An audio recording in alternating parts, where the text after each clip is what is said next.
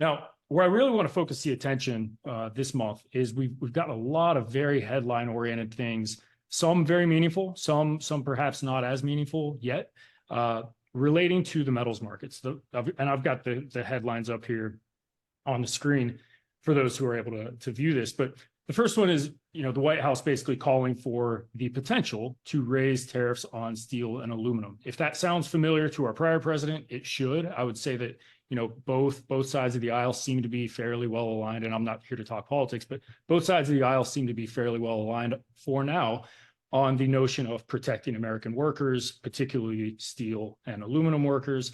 There's been a lot of rhetoric, obviously, around the U.S. Steel and Nippon Steel deal and what the implications of that could mean. What I would note on this is a couple things. One is, when we look at these products, steel and aluminum, they already have tariffs on them. In the case of things like, Chinese steel sheet, they've got tariffs on them that are akin to, 400, 500, 600%. So in many cases, we in America are already not buying these products because the tariffs are so exorbitant and so, it's extreme that it just doesn't make it worthwhile financially. So this one has not been put into place yet. So I think that's the important thing to keep in mind, but it is something we want to keep an eye on if it does go into effect. A lot of the, the data services and research entities that we follow, they suggest that on the aluminum side, there could be an impact on foil markets and on can sheet. But for the most part, on common alloy aluminum and things like that, the expectation is it's going to be much more muted if it goes into effect, but it is not in effect yet. The second headline is that Mexico has put in place permanently some tariffs on Chinese goods and raising those tariff rates from 5 to up to 50%. So this one has the potential to be meaningful. It's one that we're still digesting internally at Ryerson. I think the markets generally are digesting because it could actually impact the cost of importing a lot of regions metal into that country. One of the things that we have seen thus far is that there are some policies in place within the country that allow certain industries, certain end markets to circumvent some of these tariffs. There's also, some clauses that allow if you are importing product in order to immediately export product, those also allow certain companies to sidestep some of these tariffs. So I think more to be seen on that topic, but it could be meaningful, particularly for anybody who's operating in Mexico or importing product from Mexico. And Nick, of those 444 goods, it's not all metal, right? We're talking textiles, right? Yeah, for sure. Okay. And then, more near and dear to my world, the London Metal Exchange and the Chicago Mercantile Exchange, which is COMEX, they basically, the US and the UK have put in place a couple things. One is the banning of the United States to import Russian copper, nickel, and aluminum. So US can no longer import Russian copper, nickel, aluminum. Fairly meaningful. I would say for the most part, US companies were not doing a whole lot of that already. But for those who were, obviously they're going to have to cease doing that. The second thing they did was, and this is kind of specific, they banned the ability to put newly produced Russian metal onto the exchange warehouse system. Now, that may not sound like real meaningful because, for anybody who's on this podcast, they may be buying metal from Ryerson or directly from an aluminum mill or something like that. Why do we care about the warehouse system? Well, what I've got up here on the screen, this is what's called the country of origin report from the London Metal Exchange. And what it's attempting to do ultimately is, and it shows it for every country in the world who puts metal onto the exchanges, but what it's ultimately showing here is I've honed in on Russian metal that currently exists on the London Metal Exchange. And I highlighted a few of these in red because they're the ones that we primarily deal in. And you look at things like copper, 62% of the metal that exists in the London Metal Exchange warehouse system right now is of Russian origin. So I don't exactly want to call it damaged goods because it's fine material, but it's produced by a country who's now under sanctions. So there's a little bit of an asterisk next to that material because obviously here in the United States, we can no longer import that metal into the U.S. due to these bans. Nickel. So Nick, sorry, like what happens to that inventory? It's just it can't come here, right? But it can be maybe at a lesser price go to other countries. That's exactly right. And I've actually got a slide on some of the ramifications of what this may mean, but and I won't read through all of them, but nickel at 36%, aluminum all the way up at 91%. So the vast majority of aluminum that's currently sitting in the warehouses is, for lack of a better phrase, damaged goods. It doesn't mean that it's illegal for countries like India or China or somebody like that to buy. Should they want to? These sanctions do not impact. But for the Western world, it, for the most part, does mean that we will not be able to touch any of that material.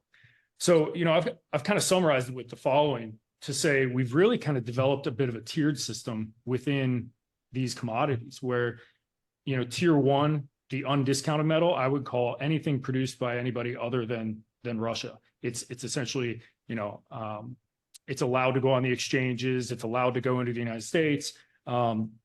It's much less impacted in terms of trade flows. You've then got tier two, which is any Russian metal that's been produced prior to April 13th. Why April 13th? That was when the sanctions were put in place. So anything that's produced prior to April 13th, it can still stay on the exchanges. It can move around the world as long as it doesn't come to the United States. But I would say, to your point, it likely has a slight discount on it because it's got that Russian logo on it. And it is a different animal due to these sanctions. And then third tier, which I would say is likely going to be even more discounted, is any newly produced copper, aluminum, or nickel, anything that's produced after April 13th, because that not only can't go to the United States, it also can't be delivered onto the Chicago Mercantile Exchange warehouse system or the London Metal Exchange warehouse system, which is really kind of a marketplace of last resort. That's what those exchanges are supposed to be. And that metal can no longer go into those places. So I would say that newly produced metal is likely, it's still going to be traded, it's still going to be produced, but likely to discount and likely mostly into the eastern portions of the world. Interesting. Okay. They're heavily discounted could be, wow, that's then going to other parts of the world really. Yeah, and again, I should probably highlight these are the opinions of Nick Webb. But yeah, I mean, there is a little bit of a perverse phenomenon that could be taking place whereby you almost cause a little bit of inflation to the West because we can no longer access some of these products. You actually cause a little bit of deflation into other parts of the world where they can access these metals. So, I'm not sure it fully accomplishes everything that we set out to, but this is what we got to work with. What do listeners need to look out for with this, right? Is it now, I mean, always finding your country of origin, right, of where it's coming from, but is Absolutely. It just paying closer attention now? I mean, I think these are the questions that end customers, OEMs need to be talking to their suppliers to make sure that they aren't importing those products. Hopefully they haven't been for a little while. If they have been, hopefully they're changing very, very quickly. But yeah, I think that's the key. Yep. Now, secondarily, so that was all base metals world. On the carbon side of things, we've gotten a lot of questions internally about this one. We have two new announcements, one from Nucor on the left-hand side, one from Cliffs. And Jennifer, I'm gonna call out real quick. Do you know what percentage of U.S. steel is produced by the two of these entities? So Nucor, you talking about just like HRC or just like Nucor? Yeah, carbon steel. Yes. Nucor is roughly 25% of the market, just like steel producing in general, but HRC, so generally speaking, it's like a third, but Cliffs is number one, then it's US Steel, then I think it's Nucor, like ish. They're similar-ish. Okay. And the reason why I bring that up is really just to highlight the fact that the two of these entities are very large players within the market. So as they move, they can have very meaningful impacts on the market. So what's happened? Well, prior to this month, the primary mechanism for buying steel under a contract was the CRU. What the CRU does is they survey their customer base, and we don't know. I'm saying a lot of things off the cuff, but we don't know whether that customer base is 5 customers or 5,000 customers. They don't tell you, but they don't need to tell you. For the most part, this index operates, normally every single Wednesday. It gets published, and those prices, either a monthly average or oftentimes the second Wednesday, those prices that are submitted become the price to buy steel at for the following month. Is how that works. And I apologize if I'm insulting anybody's intelligence. What Cliffs and Nucor have announced is a spot index in my opinion, in effect to compete with the CRU, perhaps. Nucor is going to publish this price on a weekly basis. Cliffs for now is going to publish this price on a monthly basis, though it is subject to change. So it can move around intra-month, perhaps. For now, the two prices, Nucor's current spot hot roll price is $825. Cliffs price is $850. And I think it's worth noting that currently we have a CRU number this week that's 813, which to me says, well, for now, these prices are not fully feeding into the market because the index is setting in the contracts, the CRU is actually at a lower number to both of these.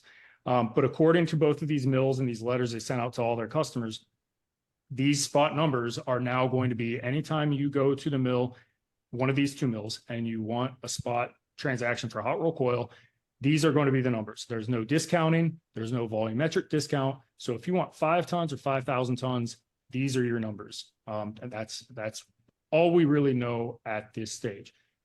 Why did they do it? Well, I think there is a little bit of this is my opinion. I think there's a little bit of discomfort from some of the mills that they don't love the CRU index. They don't think it's a good representation of the market.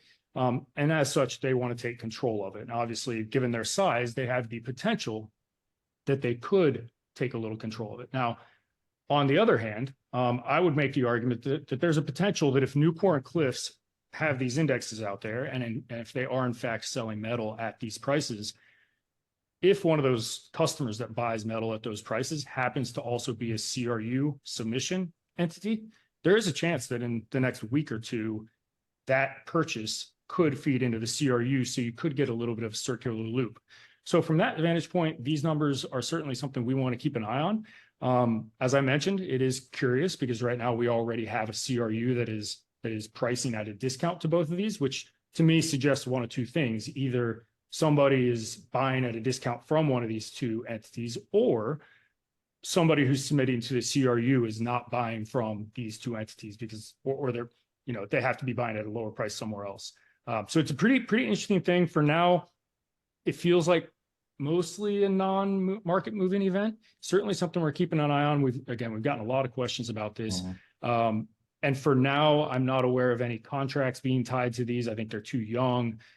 So most steel these days, most carbon sheet steel these days is still pricing off of either CRU or coming back to the scrap world, like a busheling scrap contract plus a spread. So kind of interesting times. Yeah. It'll be interesting come into the year contracts, right? You said most contracts right now being based on the CRU, but it could be maybe more newsworthy later. Yeah, and rest assured, in subsequent Cup of Joes, as we get more data, when things become a little bit more statistically relevant, because right now we only have a couple data points, but we will run some correlation on these things and see if they actually are lining up with the indexes that currently set contract deals. So would it be fair to consider like the CRU like a vanilla, like this is the vanilla flavor of pricing, right? And they're coming out with their specific prices to kind of. Yeah, I don't know if vanilla is the right word. It's certainly the most actively used for physical pricing of contracts. It is perhaps the most well-known within the steel world, but there are competitors. AMM Fast Markets has one. Steel Market Update publishes an index, and then we've got the futures market as well that can give you access to a market-based pricing tool that trades every single day as well. Yep.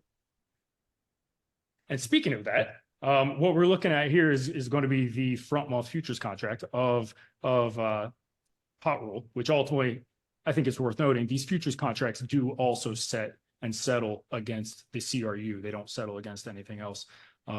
So again, the CRU is kind of showing its, I don't want to say dominance, but certainly its impact on the market. And what we're seeing is a little bit of a fade of the recent small rally that we saw about a month and a half ago. It's kind of a rally for ants in the last month and a half. Certainly doesn't look anything like what we saw in late 2023 or at the beginning of 2023, where prices jumped several $100s. We saw a little bit of an uptick and then kind of pulled back. And it feels like for now, we're finally, again, knock on wood, we're seeing a little bit of stability in the market. And we're seeing that stability both within the raw material side of things. If you're looking at scrap prices, they've been relatively subdued and mostly sideways for the last couple of months and expected to continue to be so. even iron ore, as it's mostly linked to Chinese markets, has been somewhat subdued. It's volatile, but mostly subdued. And because of that, we're certainly seeing prices on hot roll settling in kind of the mid to low $800 range. And futures, which I don't have a chart for this, but futures are actually fairly tame right now as well, where they're mostly sideways. There's about a 3 to 4% upslope in the price of futures relative to the current spot number. But that, in comparison to what we've seen over the last couple of years, is very, very mundane, which I think should be good news for end customers buying steel. Things have kind of